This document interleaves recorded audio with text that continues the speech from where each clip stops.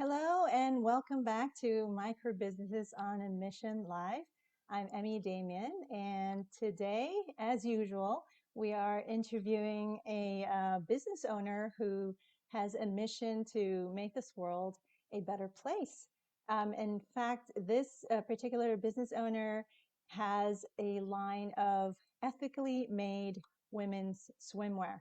So I'm very excited to introduce to you, without further ado, Catherine Huss.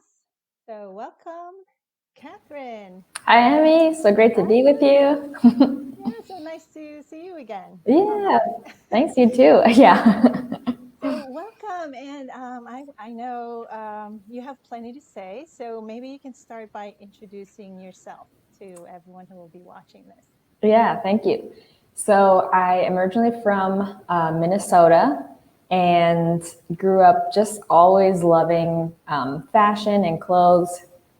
And so when I started going to school, the only class I liked in high school was my sewing class. And I thought, man, if I have to do something for the rest of my life, this would be a great option.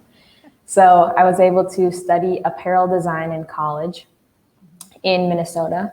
And so I've worked in the fashion industry in Minneapolis and Los Angeles and now San Diego, where I'm starting Siena and Company. So like you said, it's a ethically made women's swimwear brand. And we'll be coming out with 3 different swimsuit styles this spring. So super excited. It's been a lot of fun.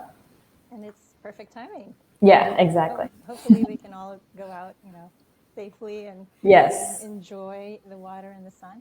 Yeah. But so tell me, I'm very excited for you to tell us about how this company came about, because this was during the pandemic. Yes, exactly. So really, as long as I can remember, I wanted to start a clothing line. I just have always felt like I haven't really been able to find a lot of pieces of clothing that just kind of has everything I want, whether it's style, the amount of coverage, how it's made. I have very high standards, both just like quality and fit, and then also how it's made. So how the people are being treated who are making the garments.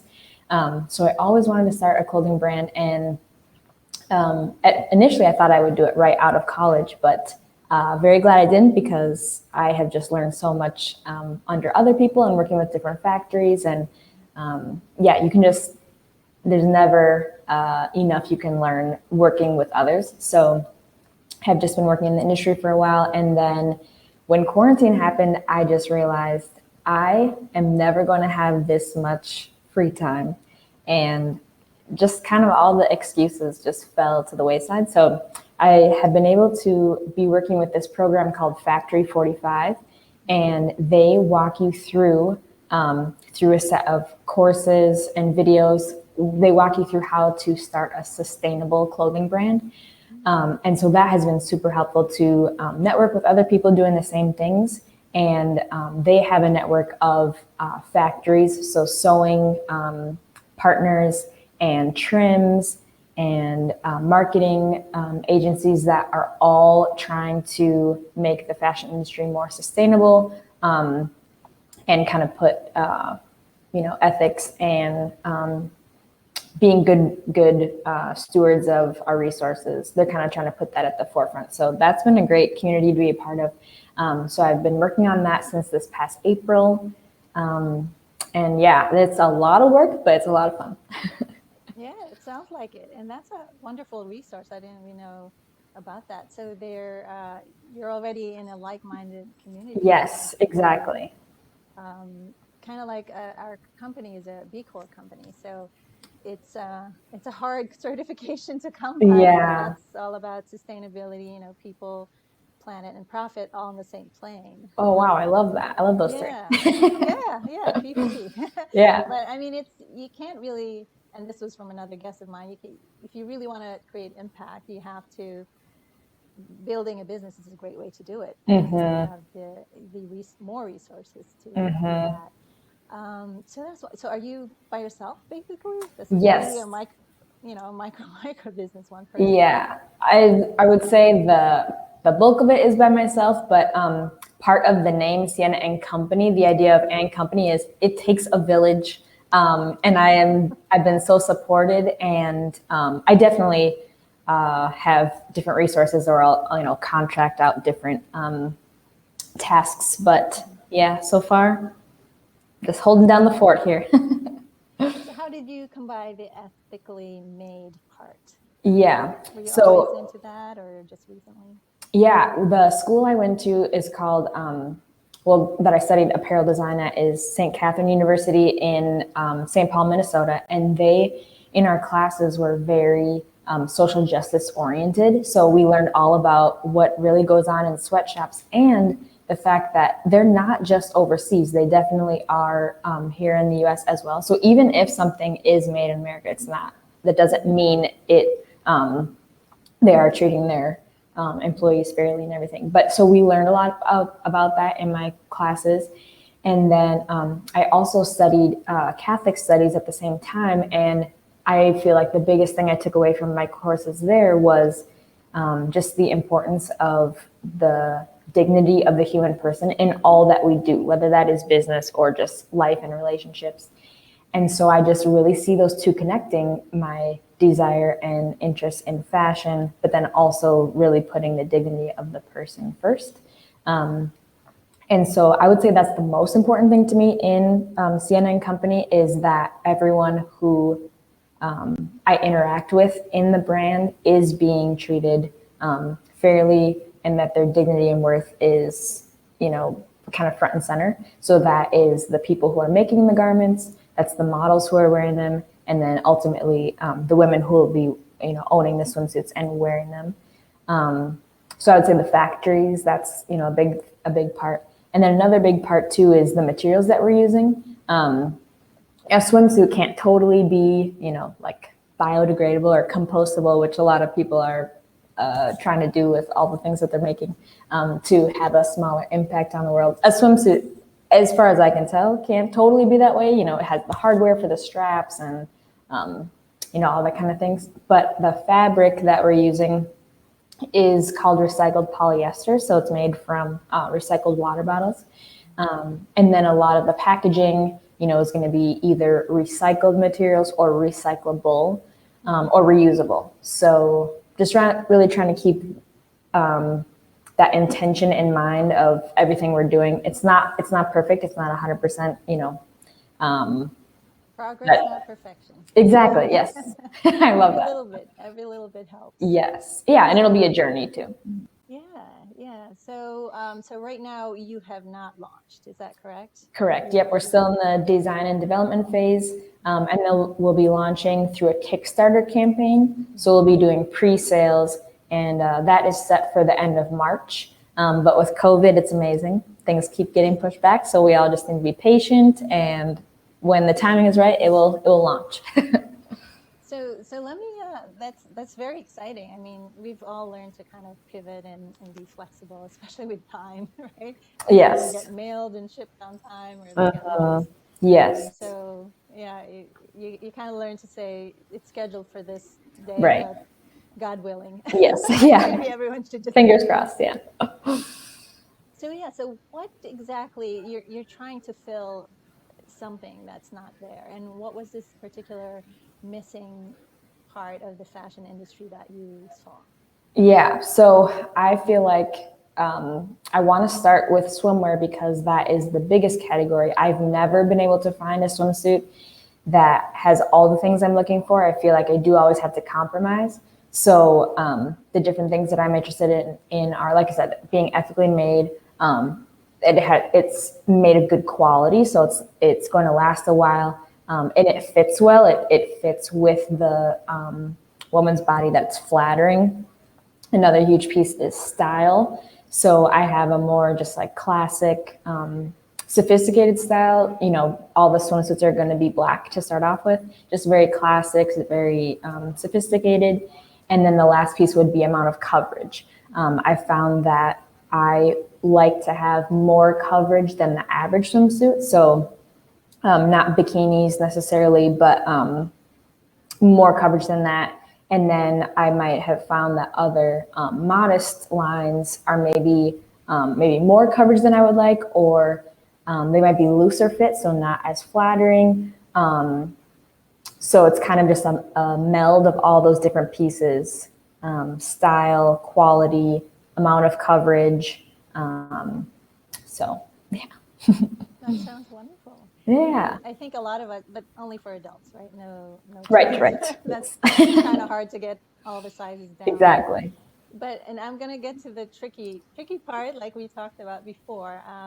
There's modest and there's modest. You know, it's all very subjective as to, you know, somebody could be modest with just on long sleeves and long pants for Right. swimwear, Mm-hmm. and others might be comfortable in a bikini and think that's modest. So for me, probably mine would be a little more in the middle. And I've seen the swimsuit, the beautiful swimsuit you have on your website right now, but I would not feel personally comfortable wearing that. Yeah. So I guess the question I have for you, well, two questions. One is, how will you address that? You know, people who, you know, have the same vision as you, as giving dignity to women wearing swimsuits, but don't feel that it's for them enough coverage.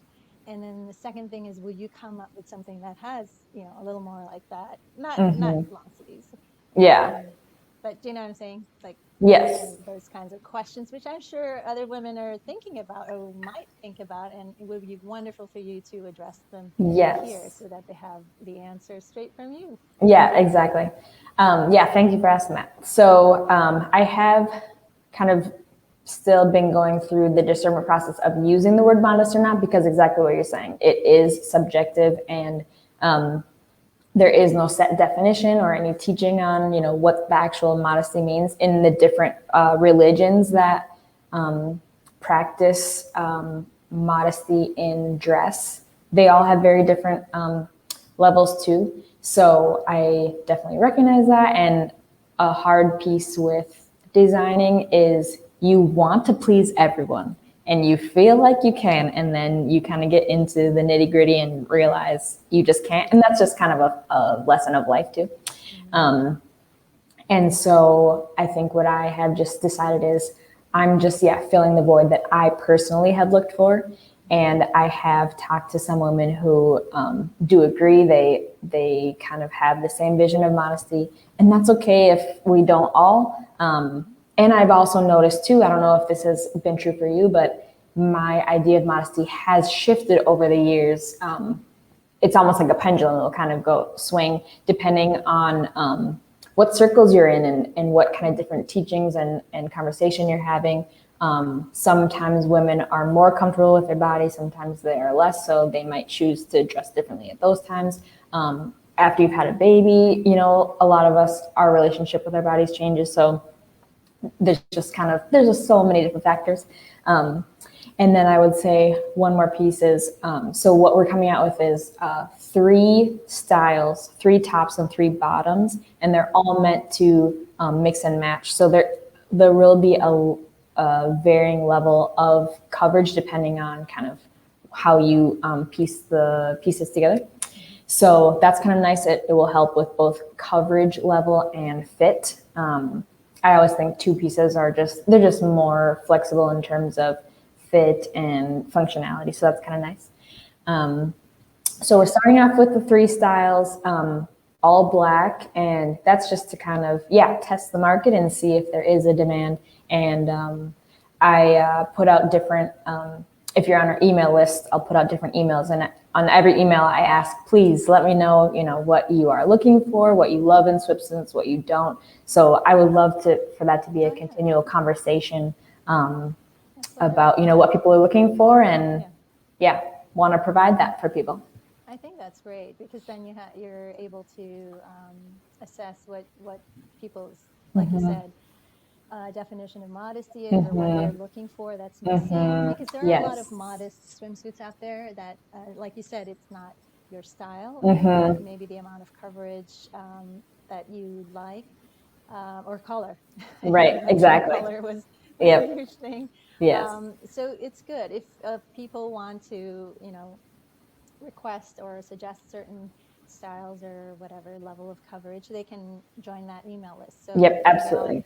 I'll put it on the video description. Yeah, that'd be great. Thank you. Yeah, no, I think mine is just, what if I was fine with showing it to my little boys, Yeah. then that would Right. be modest for me. Right. But the little Exactly. boys will become teenagers, Yes. and then I'll have to. If you're comfortable with them seeing someone wearing that, then Hmm. that's kind of my level of my Yes. definition of modesty. Yeah, exactly. And daughters too, of Right. course. Hmm. But this is wonderful. I wish you all the best, Thank you so much, Catherine. Emmy. And I just love the name. That's a take Yeah. on Catherine of Siena. Is that right? Yep. Exactly. Yep. You've had a lot of Catherine, St. Catherine I University. know. As I was saying that, I thought, oh, there's another one.